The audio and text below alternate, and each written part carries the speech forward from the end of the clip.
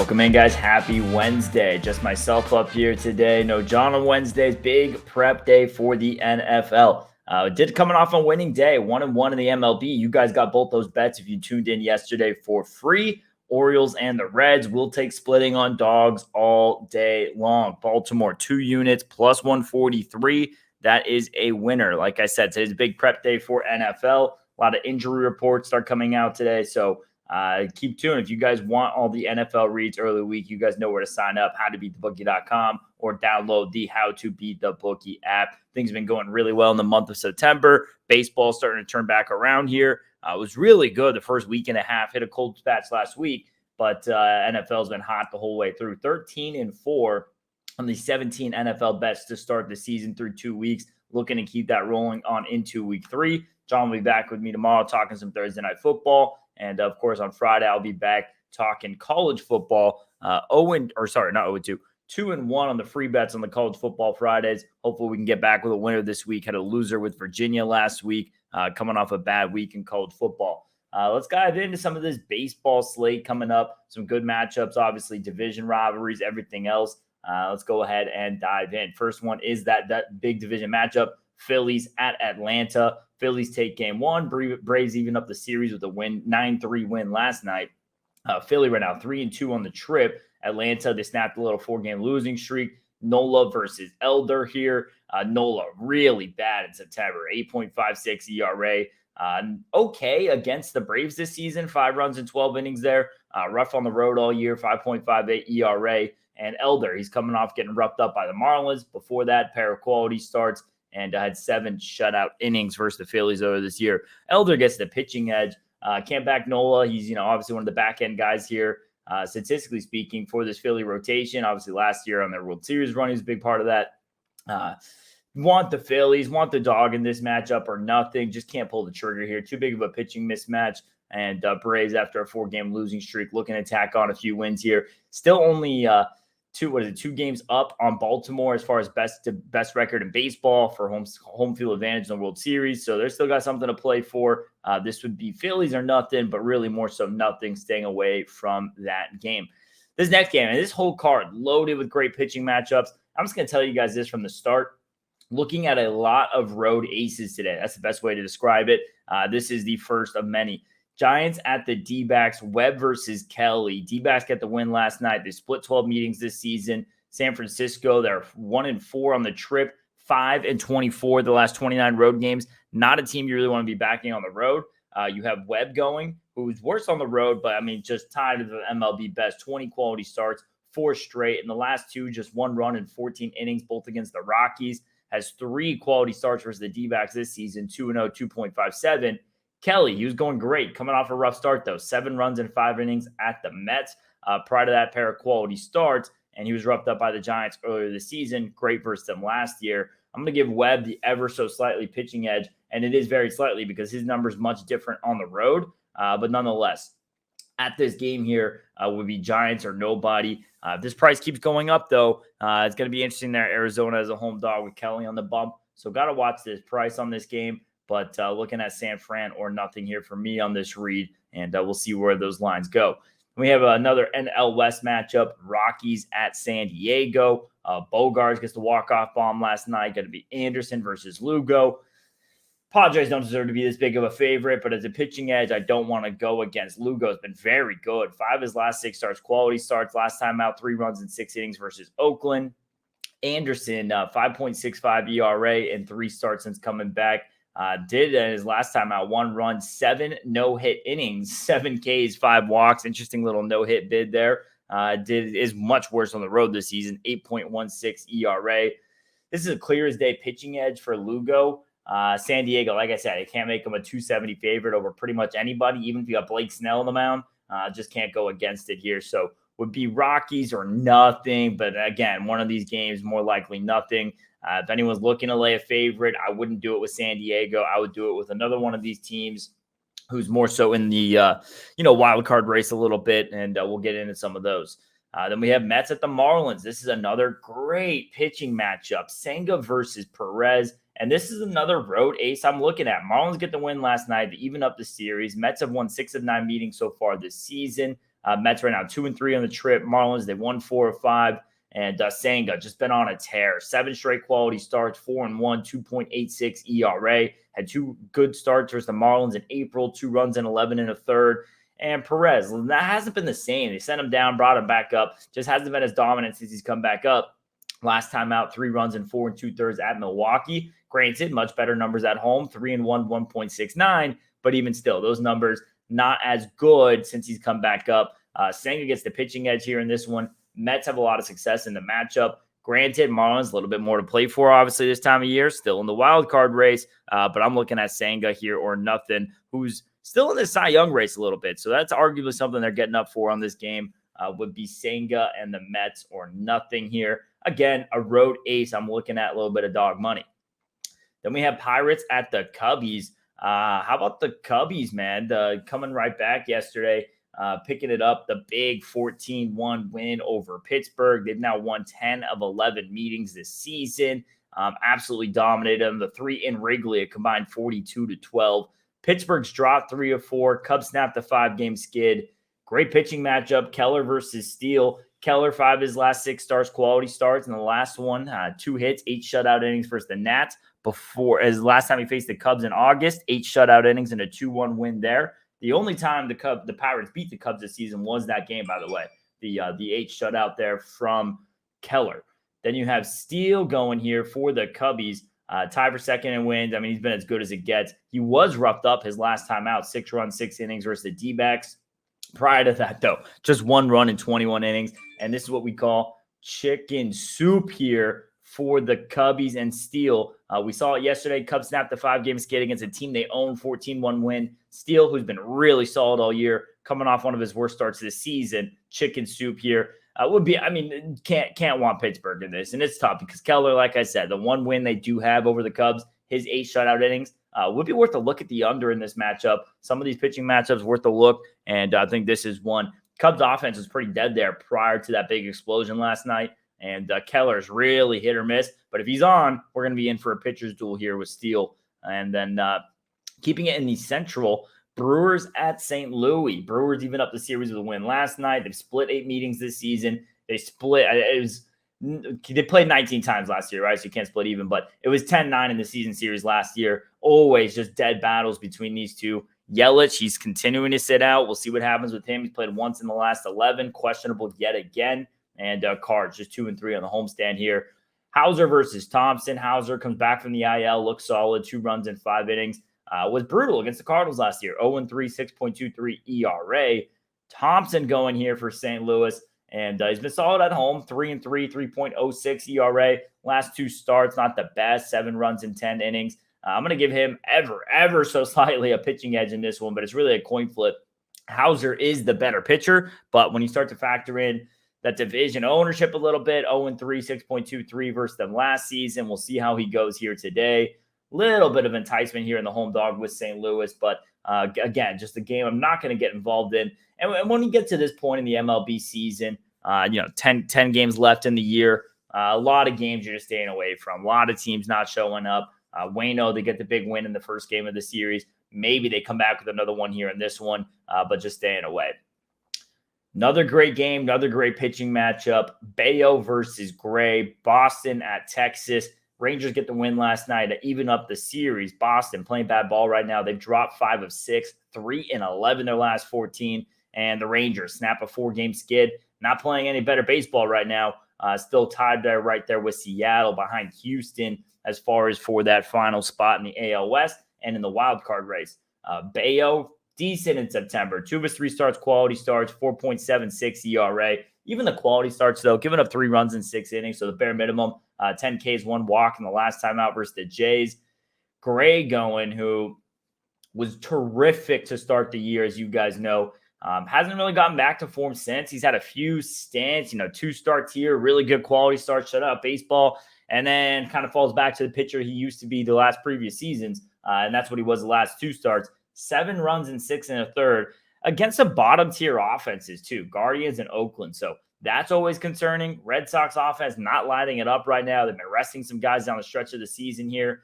Would be a lean to the Red Sox with Bayo on the bump. I think this price is a bit overpriced here for Gray and the Rangers.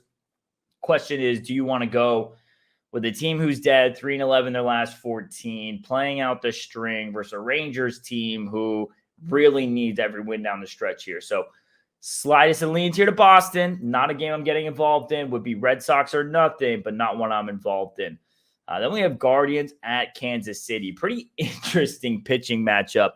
Giolito, who was batting practice for ever since he got traded, now a pair of quality starts. 4 runs, 2 earned in 14 innings versus the Rangers and the Angels. Spent a lot of time in the Central, obviously with the White Sox. A lot of experience against KC and treated him well, including 2 quality starts this season, 3 runs in 12 innings. He has been horrific on the road this year, 6.17 ERA. So that's concerning. Then you have Greinke going for Kansas City. And in previous years, even as Greinke's declined, I love backing him at home. And even this year, his numbers are better at home. 1-6, 3.69 ERA in 14 outings. So still been solid at home. Just tough to back Kansas City. And they haven't been getting wins with Greinke on the mound. He's not going deep in the games by any means, giving you maybe 5 on a good day and a really rare good day, maybe 6. So lately, he's been using in a bit of a relief role. He's coming off 2 shutout innings his last time out. Really not going far in the games. Tough to back that. And then just look at the record, 1-15. Obviously, pitcher records aren't everything, but some of them just enough to keep you away. So weird pitching matchup. What Giolito do we get? Do we get the Giolito we saw at the White Sox earlier this year, the quality start Giolito we saw in the last 2 outings, or is it the guy that we saw mostly after the deadline? Tough to make Cleveland this high of a price. They're another one of these teams recently eliminated, kind of just a dead in the water would be ever. So slightly interested in Greinke here. Could be worth a look at the over with the pitching matchup. Granted, though, this is a very under-trending matchup. Last night, though, pretty high scoring, and wouldn't be surprised if we see another high-scoring one. Kansas City winning both the first 2 in this series. We'll see if that continues. And then the game on the card, quite frankly, and I don't think it's close. Orioles at Houston. Shout out Baltimore, another winner for us last night. Let's get into this one. Orioles, they take the first 2 in the series. They have really played well in this matchup. Strohs did win 2 of 3 earlier this season. And we now have this Baltimore team who few games up on Tampa Bay in the division still, trying to pull away, trying to catch Atlanta. There's 2 games back. And they got the ace on the mound to do it. Bradish going. Last time out, not terrific. 4 runs in 7 innings versus Tampa Bay.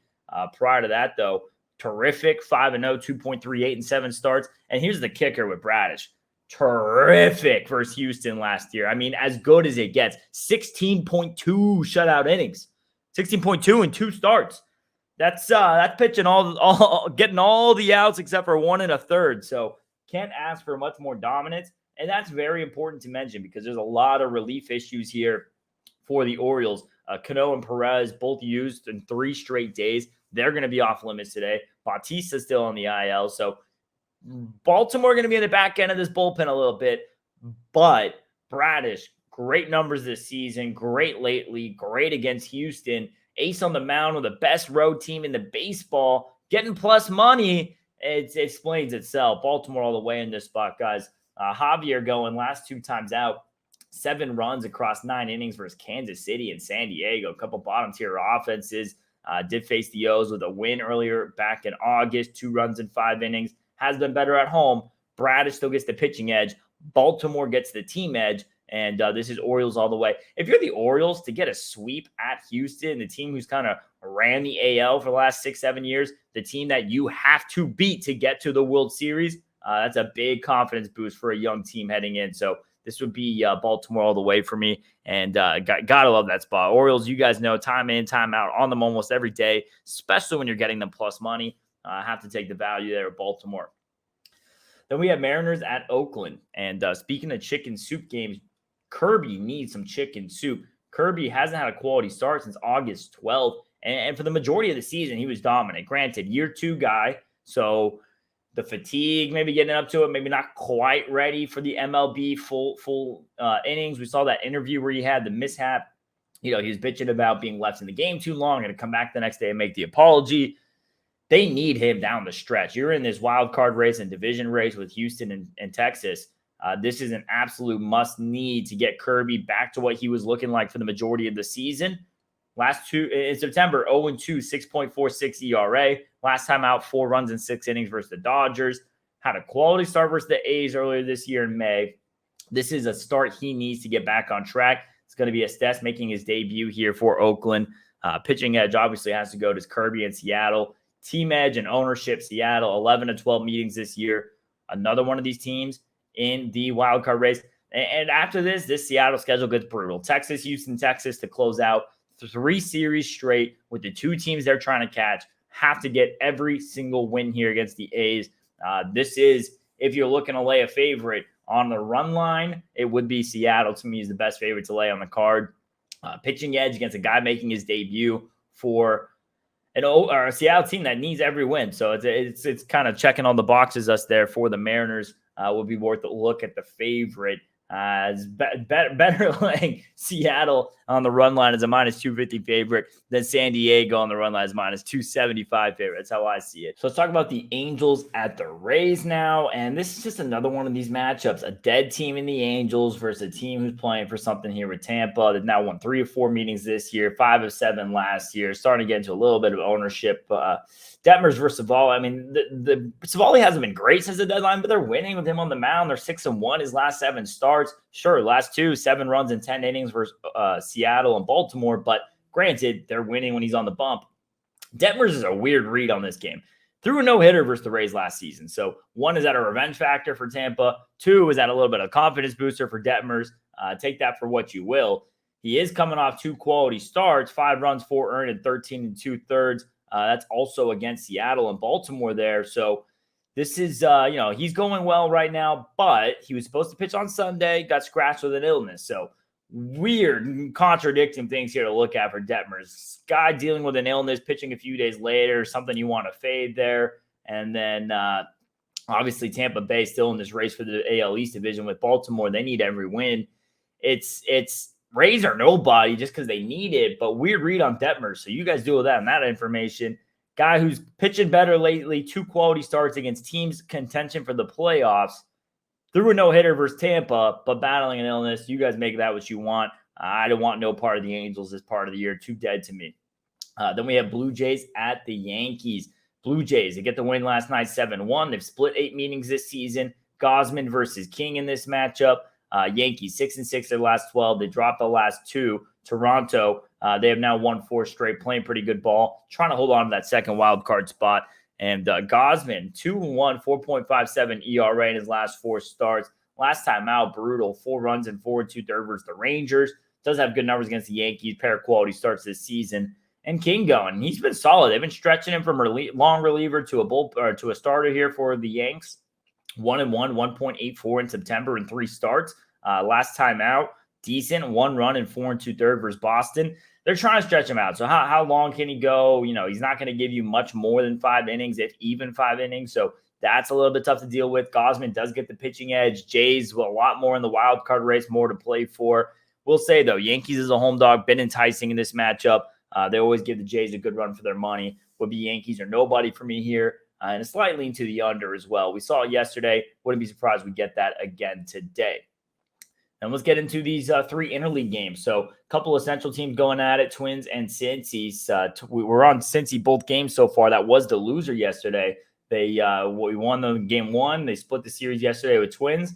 Mini right now 4-2 on the trip, 8-4 their last 12 road games. And Cincinnati just 3-3 their last 6, trying to catch up with the Cubbies in the wild card. Got the young ace on the mound to do it. Ober versus Green in this one. Ober was sent down, brought back up.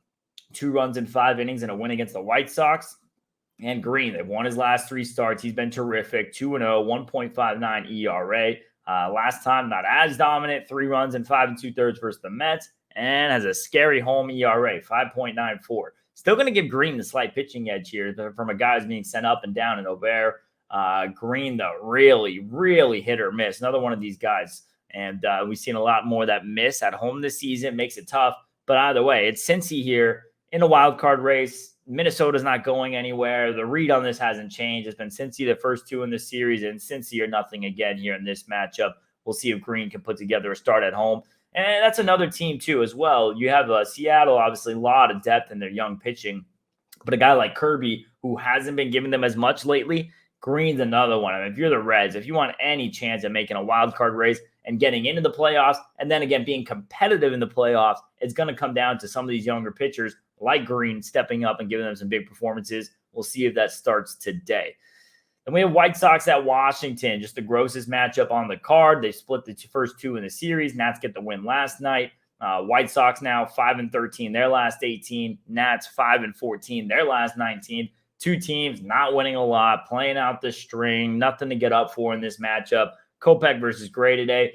Gray, we backed a lot this season, and you guys know we like to back him more so on the road. He was going through a little bit of a rough patch. He's coming off a bounce-back start. 2 runs, 6 in the third, 10 Ks, no walks. And he's a guy, usually, not the most strikeouts, walks coming up pretty close to it, but 10 Ks, no walks on a loss at Pitt. But again, the home ERA, 5.83. And then he's going up against Kopech, who's been all over the map. I mean, second in the league, 91 walks, started for most of the season. And then because he was struggling so bad, in his last start, he gave up, Last start gave up 2 runs and 1 2/3, 2 Ks, 5 walks, and a 3-2 loss to the Tigers. Only went at 1 2/3 with 5 walks. So then from that, they go, okay, we'll bring you out of the bullpen. Let's see if that helps you get things back under control. And all he did in 3 relief outings, 6 runs and 2 2/3. So Kopech struggling. Gray a bit better lately. Gray gets the pitching edge. Don't get me wrong. 2 gross teams going at it here. Pick your poison. Not a game I'd get involved with this time of year. Washington or nothing, but I mean, damn, Kopech. We're going up against Washington. This is a start. Kopech bounces back, comes up with a quality start. So staying away here. Gray and the Nats are nothing. Just a tough read.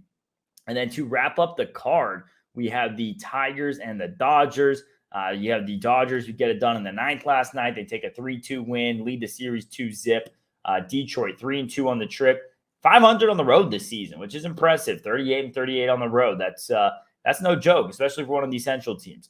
And Detroit 11-5 now, their last 16 road games. Dodgers, they're doing what the Dodgers do. They've won 5 straight, maybe trying to catch Atlanta. Still 4.5 games back from Atlanta as far as best record in the NL. So ways to go for that. Great young pitching matchup, though. Olsen versus Miller.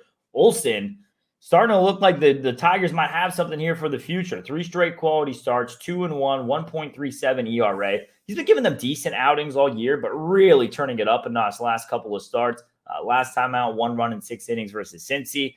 And Miller, he was the opposite. Young guy came up, steaming, great shit out the gates, and then it's kind of slowly falling apart. Last 2 starts, 8 runs and 12 2/3. Granted, 15 Ks, 4 walks, both on the road for Seattle and Nats. And has been worse at home, 4.73 ERA, 9 home starts. Can only want Detroit here. We'll see if Dodgers looking ahead at all, and at what point they start to pump the brakes, give up on chasing Atlanta. They're lead safe in the division.